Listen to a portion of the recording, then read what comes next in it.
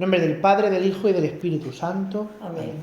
Pues nos ponemos en la presencia del Santo Espíritu en este retiro de Pentecostés y mirando pues lo que tenemos más inmediato, que es la fiesta del Corazón de Jesús, que sabemos que el Corazón de Jesús es el templo del Espíritu Santo.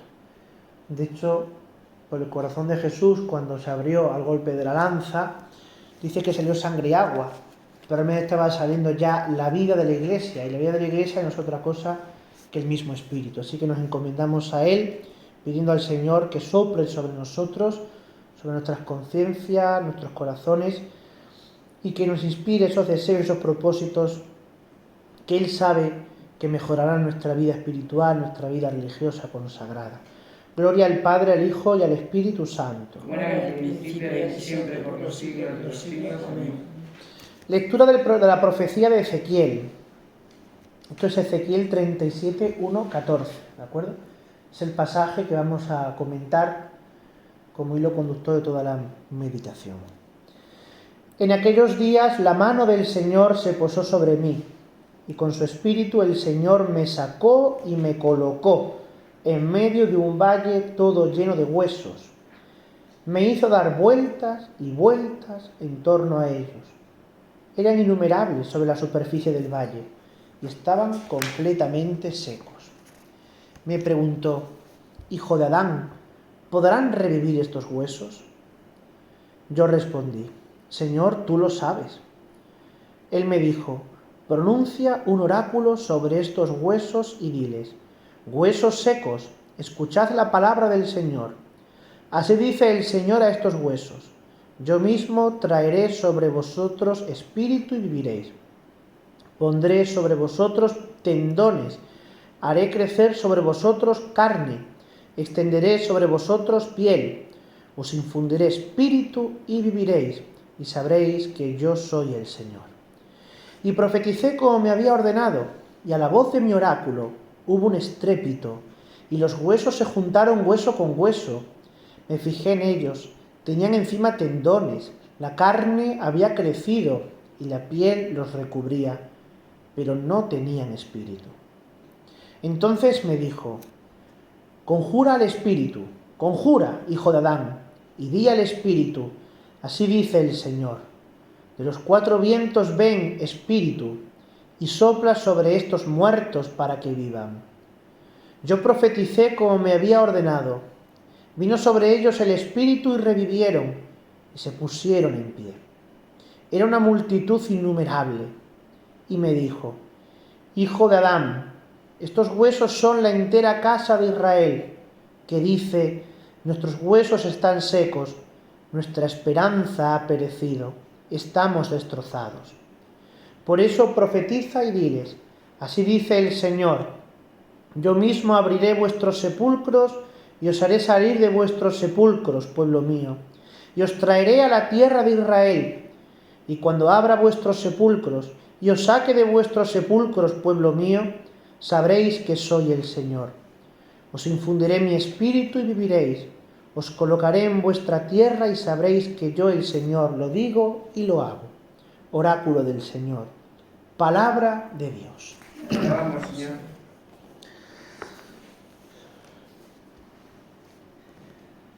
Pues esta profecía de Ezequiel, que se enmarca ya pues en la última parte de este libro, nos pone, digamos, en la realidad de nuestro mundo. Primeramente en la realidad de lo que somos. Porque el profeta dice: la mano del Señor se posó sobre mí.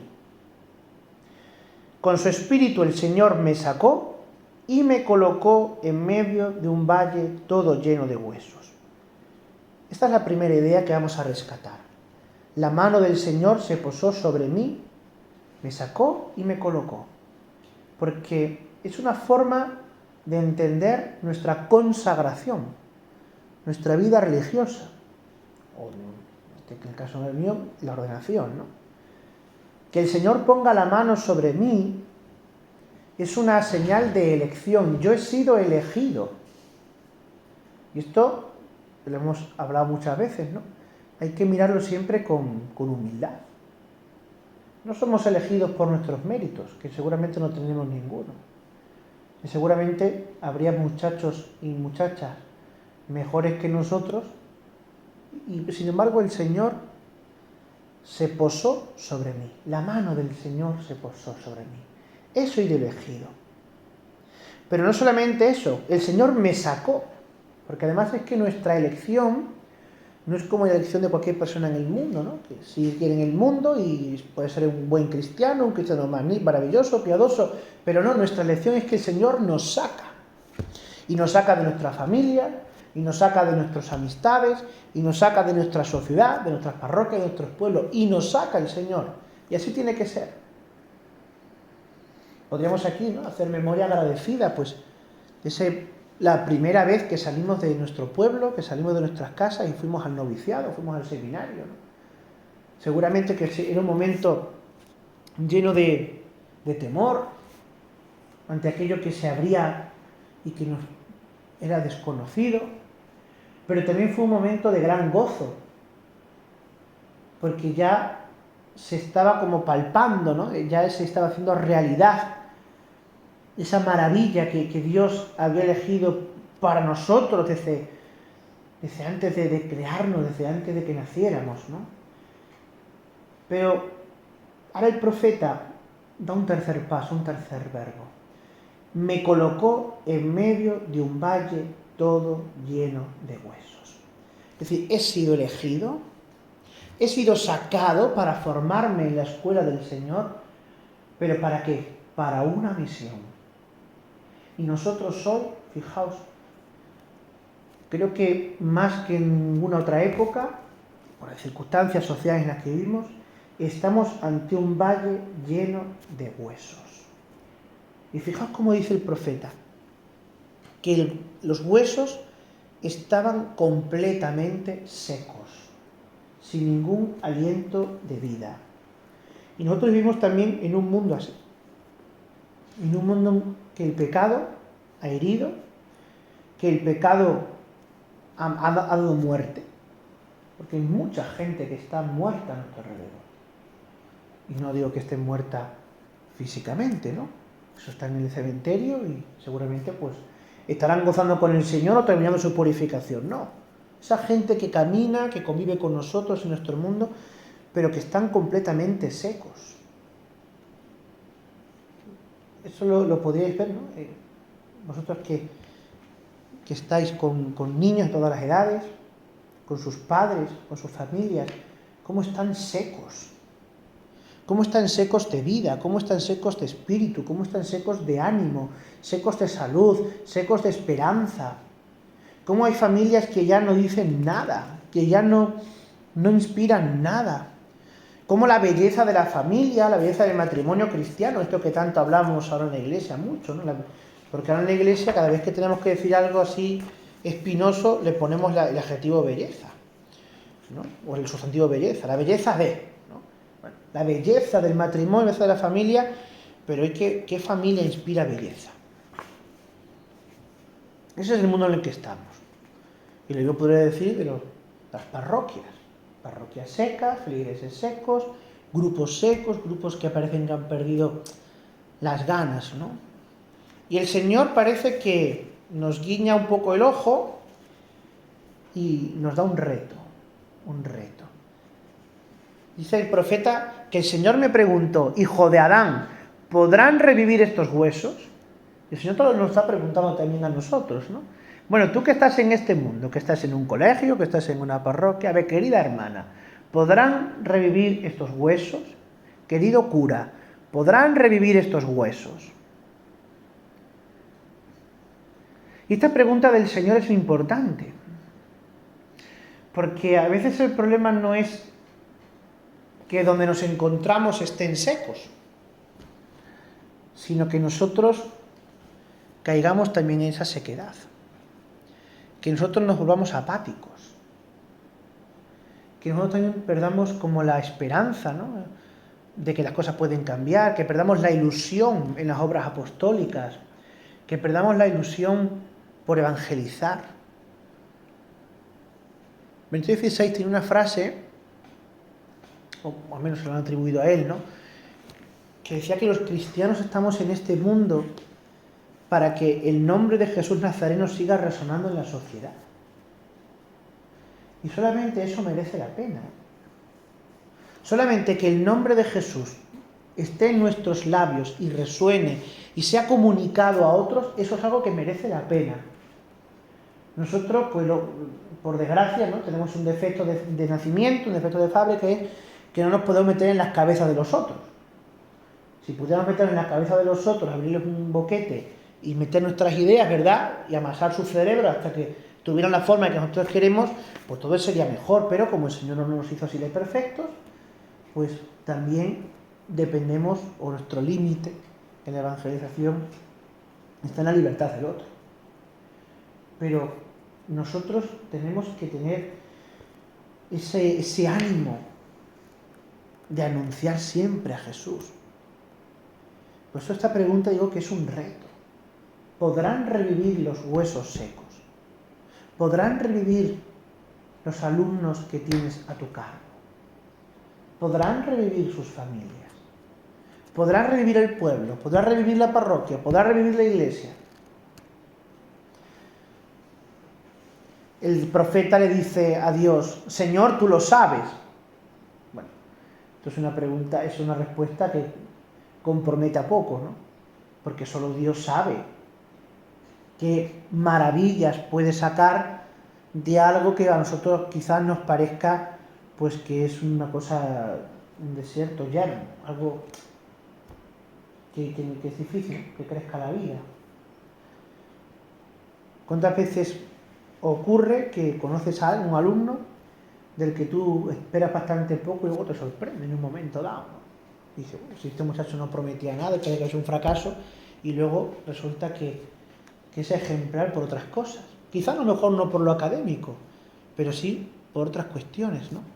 Entonces, es importante que cuando el profeta dice, Señor, tú lo sabes, a nosotros eso lo interpretemos o lo entendamos también como un refuerzo de esa esperanza. Porque solo Dios sabe lo que tiene que pasar. Solo Dios sabe lo que quiere de nosotros y lo que quiere del otro. Y como solo Dios lo sabe, a nosotros, ¿qué es lo que nos queda?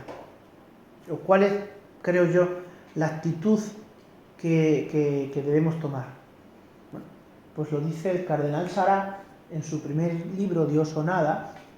Él va contando un poco su vida, ¿no? Todo lo que Dios iba haciendo, cuando estuvo en la lista negra de aquel dictador congoleño y a última hora se salva de que lo iban a matar y tal, y cómo le hacen primero párroco, luego obispo, luego cardenal, y al final dice, a mí solamente Dios me pedía que rezara y aceptara. Me parece que son palabras muy sabias, ¿no? Como solo Dios sabe las cosas, a nosotros solo se nos pide orar y aceptar. Claro, esto dicho así, pues suena piadoso y muy bonito, pero vivirlo es complicado. Porque nosotros somos gente, y sobre todo quien tiene este defecto personal, pues lo pasa peor, pero somos gente que necesitamos tener todo controlado, ¿no? Que no se nos escape nada, que no haya ningún fleco suelto. Tú cuando organizas una excursión con los alumnos, pues tiene que estar todo controlado. La justificación, las tarjetas sanitarias, el autobús, las entradas de los museos, el hotel, todo controlado milimétricamente. Y eso en la vida, digamos, humana, pues tiene que ser así, pero en la vida espiritual el problema es que no podemos controlar nada. Porque el espíritu es libre. Y el espíritu te va llevando por donde no sabes. No voy a decir por donde no quieras, aunque a veces. Pero sé que el espíritu nos lleva por donde no sabemos. Y sin embargo, como dice San Juan de la Cruz, ¿no? Me hice perdediza y fui ganada. Y ahí está. Hacernos perdidos. Dejarnos dejarnos perder en los caminos del Espíritu. O dicho de otra manera, si queréis, digamos más actual, practicar el santo abandono. Es eso, abandonarnos en Dios, abandonarnos en las manos de Dios, abandonarnos en su infinita misericordia, ahora que nos estamos acercando al corazón de Jesús, abandonarnos en ese pozo insondable, en ese océano de misericordia que es el corazón del Señor. Dios mío, tú sabrás, porque esto del Señor tú lo sabes, que dice el profeta Ezequiel, luego esa misma frase la vais a encontrar en el Apocalipsis. Si cogéis el libro de Ezequiel y el Apocalipsis vais a encontrar muchos paralelos. Pero en el Apocalipsis lo mismo. Dios mío, tú, Señor mío, tú sabrás. ¿Quiénes son estos que llegan de la gran tribulación? Señor, tú sabrás. Y tú sabrás lo que quieres de mí, lo que quieres de mi vida. Y tú sabrás por qué has permitido que pase esto. Lo que sí hay que pedir al Señor es que nos dé luces para aprender, para comprender las cosas. Señor, tú sabrás, pero yo necesito comprender. Necesito comprender cuál va a ser ese beneficio que tú quieres para mí.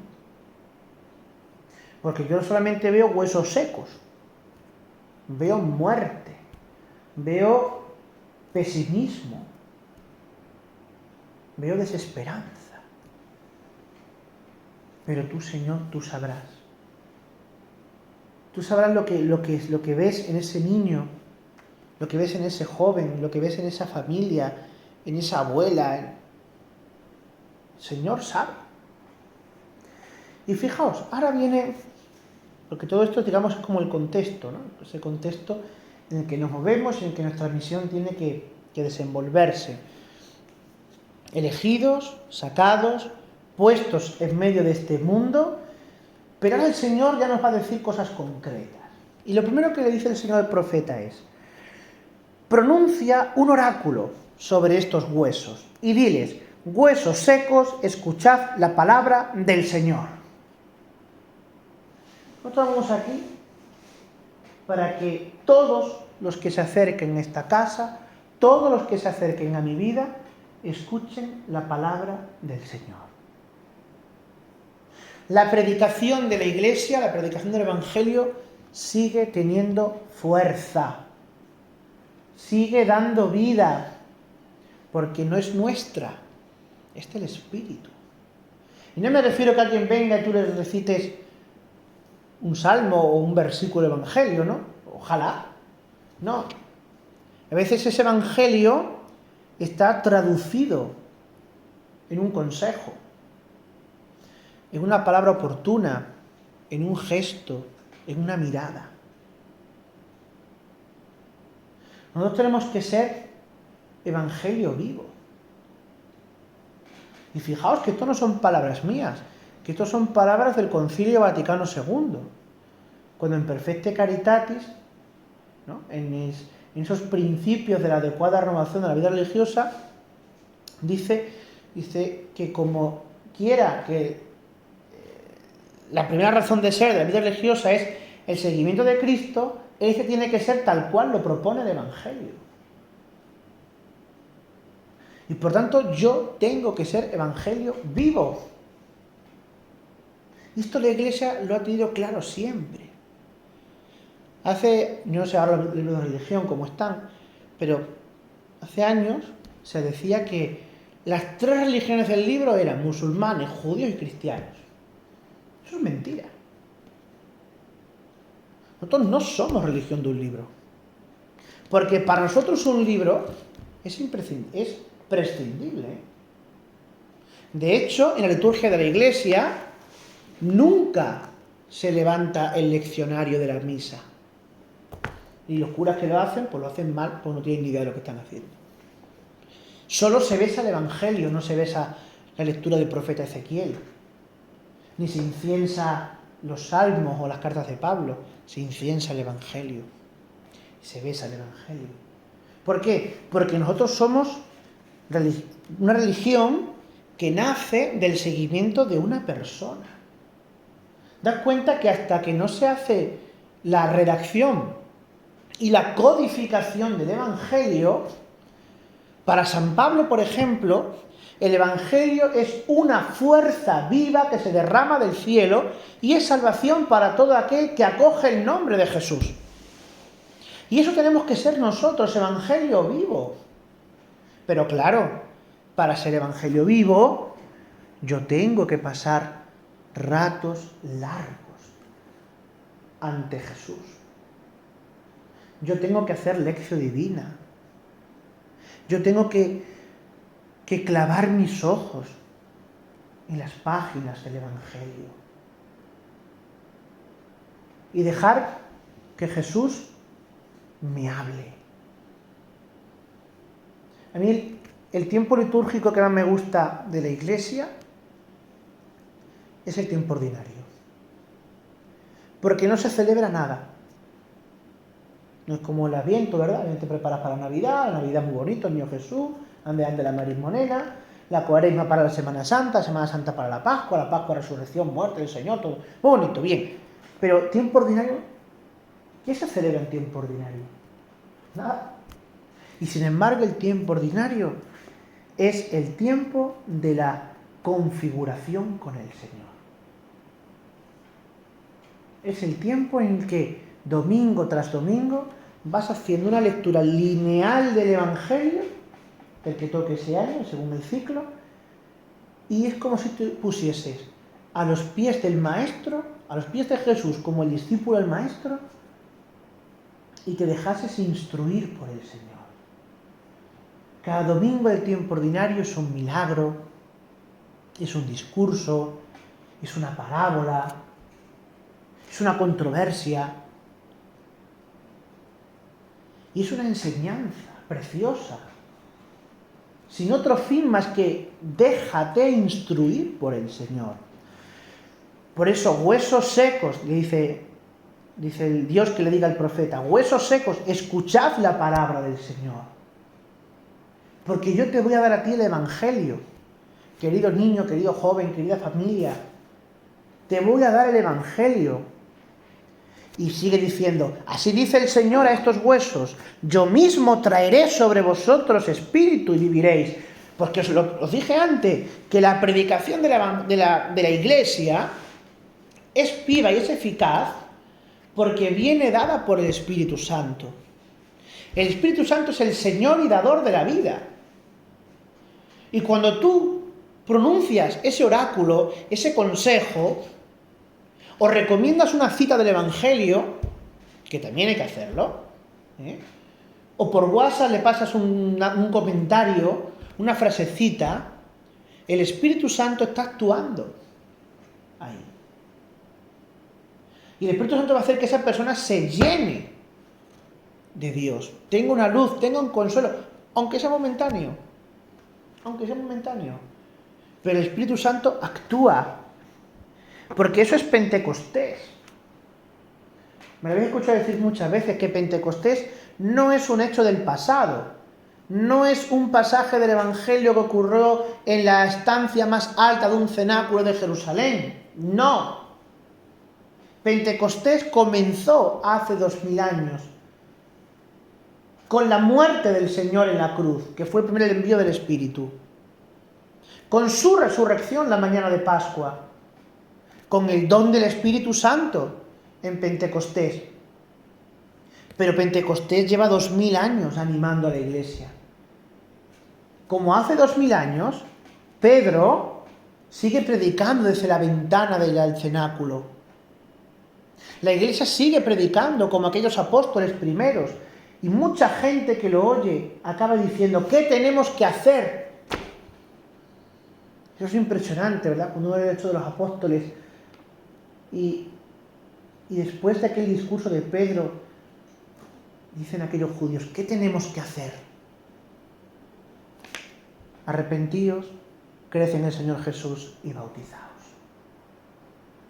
Y a veces es chocante, ¿no? Como el Señor, la vida del Señor, la vida pública del Señor fue un fracaso.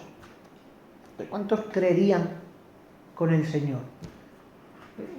5.000, ¿no? Dice el Evangelio que fueron 5.000 los que comieron, pero esos 5.000, ¿cuántos creyeron en Jesús?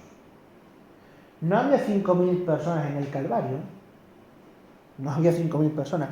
Y sin embargo, dice, aquel día se convirtieron 3.000 personas, 5.000 personas.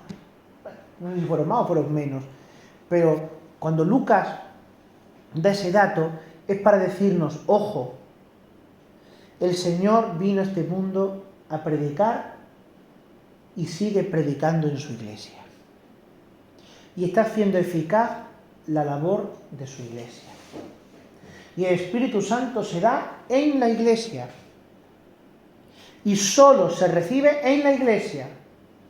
Ahí tenéis, cuando los samaritanos, ¿no?, reciben el bautismo, pero tienen que ir luego Pedro y Juan a imponerles las manos, porque ni siquiera me ha escuchado hablar de un Espíritu Santo. Es decir, es la iglesia la que trae el Espíritu. Por tanto, nuestro apostolado, nuestra evangelización será eficaz en la medida en que nosotros, como decía vuestra fundadora, la Madre Antonia, estemos muy pegaditas al Espíritu de la iglesia. Y si no, todo va a ser estéril, ¿eh? Todo es estéril.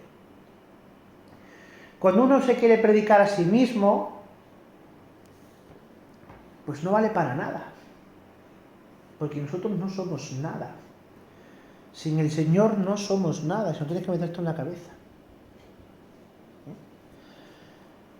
Y fijaos, cuando dice, yo mismo traeré sobre vosotros espíritu y viviréis. Pondré sobre vosotros tendones. Haré crecer sobre vosotros carne. Extenderé sobre vosotros piel. Primero hay que reconstruir el sujeto humano. Primero, reconstruir el sujeto humano.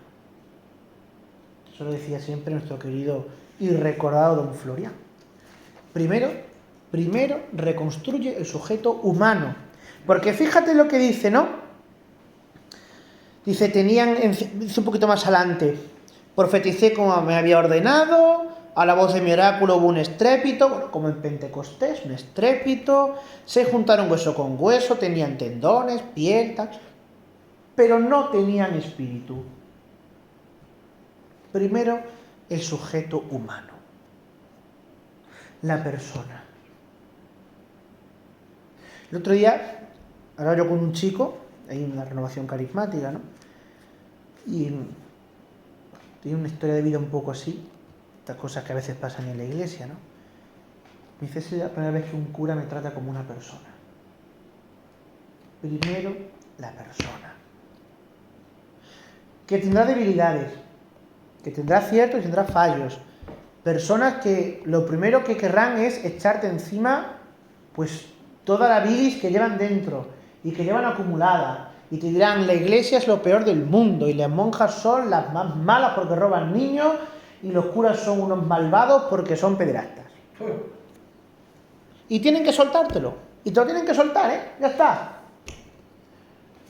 Y cuando todo eso se ha vaciado, cuando toda esa inquina, esa bilis se ha vaciado, y tú eres capaz de soportar, como el Señor soportó nuestros sufrimientos y cargó con nuestras debilidades, no nos olvidemos de eso, entonces, cuando eso está vacío, ya puedes empezar a reconstruir. Y vas a empezar a reconstruir contigo mismo, con tu ejemplo. Lo que decíamos antes, ¿no? Testimonio de vida. La simpatía y el agrado con el que trates a esa persona. Que esa persona diga, puede decir, yo no creo en Dios y la iglesia me importa poco, pero esas monjas me han ayudado. O esas monjas han sacado para adelante a mis niños. Ya has empezado a sembrar. ¿Por qué? Porque ya has roto la primera brecha en la muralla, que es que al menos haya algo que les simpatice con Dios. A partir de ahora tienes que seguir trabajando con, bueno, pues con encuentros periódicos, con mantener siempre esa ternura, esa amabilidad, ¿no? Y poco a poco, irás sacando las heridas de esa persona. E irás descubriendo cuánta miseria hay. Seguramente una infancia torcida, o unos padres que no ejercieron como padres, o vete a saber qué, ¿no? O unos sueños que se rompieron y no se cumplieron. A veces se lo digo a la gente, digo, ¿cuántos de vosotros que lleváis tantos años casados, habéis vivido el matrimonio de vuestros sueños? Ninguno. Tú cuando te casas tienes unos sueños, unos ideales, ¿no? De tener esto, lo otro, crear una gran familia, tener un buen trabajo, estabilidad. Y luego te das cuenta de que la vida te va por otras cosas y que tu matrimonio no es el más perfecto del mundo. Pero eso no lo podemos preguntar nosotros. ¿Cuántos de los que estamos aquí, cuando nos ordenamos cura o cuando profesasteis los votos perpetuos, ¿no? Soñabais una cosa y luego 50 años después, 60 años después de vida religiosa, te das cuenta de que ha sido todo lo contrario? O que son muy diferente a lo que tú pensabas. Y sin embargo, ahí Dios ha hecho una obra. Bueno, pues lo primero es esto, ¿no? Reconstruir el sujeto humano. Y después, cuando la persona ya está hecha,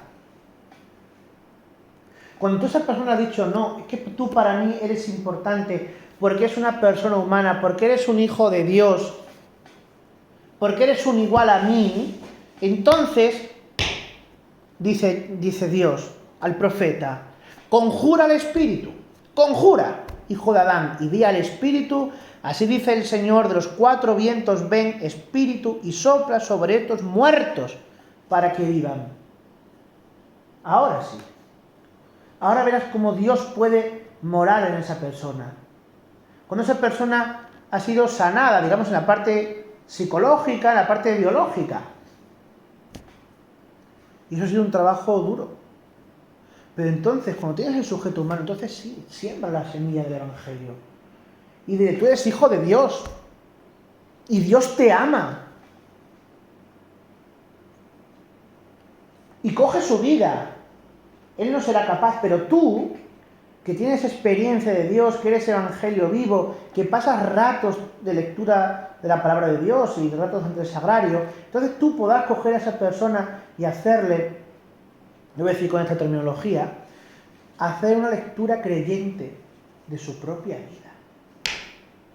Y seguramente que donde esa persona vio oscuridad, destrucción y muerte, tú puedes decirle, ahí hubo luz, ahí hubo vida, ahí hubo oportunidades.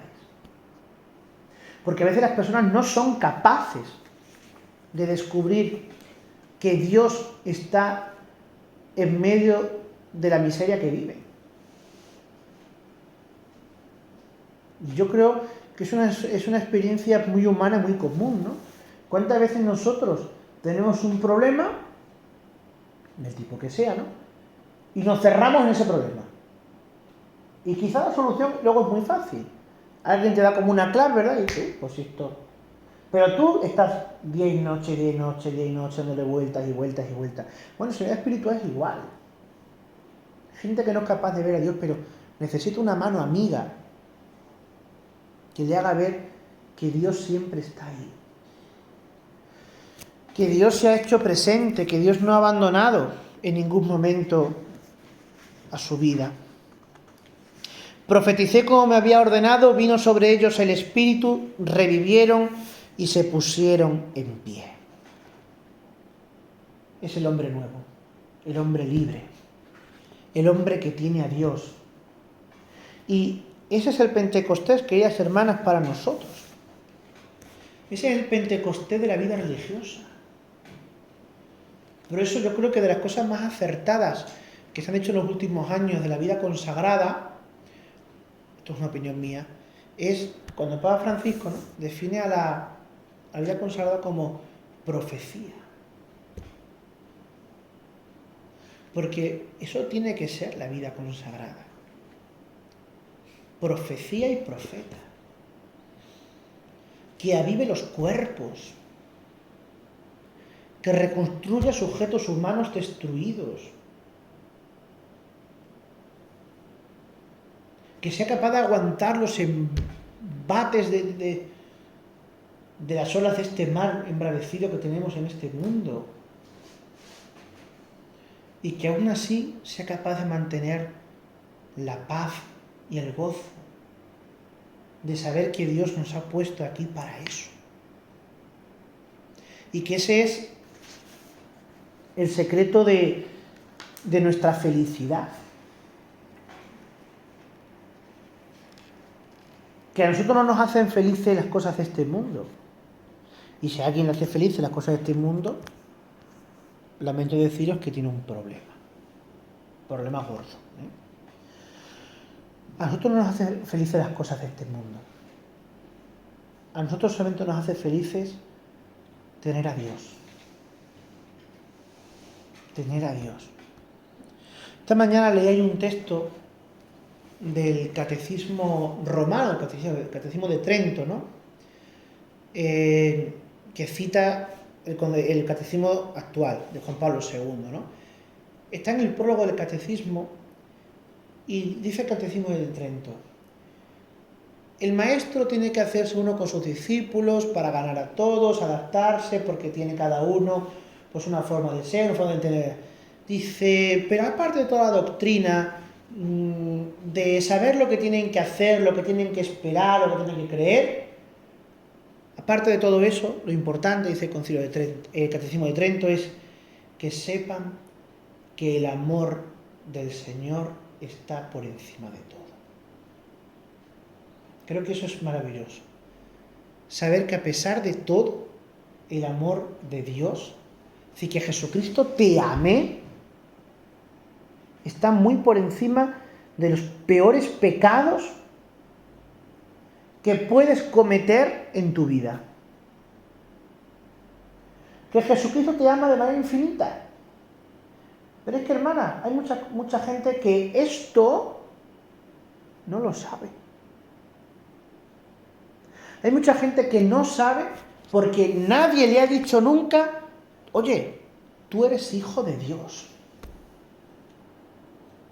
En el mundo la gente se le llama hijos de muchas cosas y de las peores. Pero ¿cuánta gente se le ha llamado hijo de Dios? Pues ahí está la profecía de Ezequiel, que se puede cumplir, que se puede hacer vida en nosotros y que puede dar una dimensión renovada a nuestra consagración religiosa. Gloria al Padre, al Hijo y al Espíritu Santo. Como en el principio y siempre por los siglos de los siglos. Amén.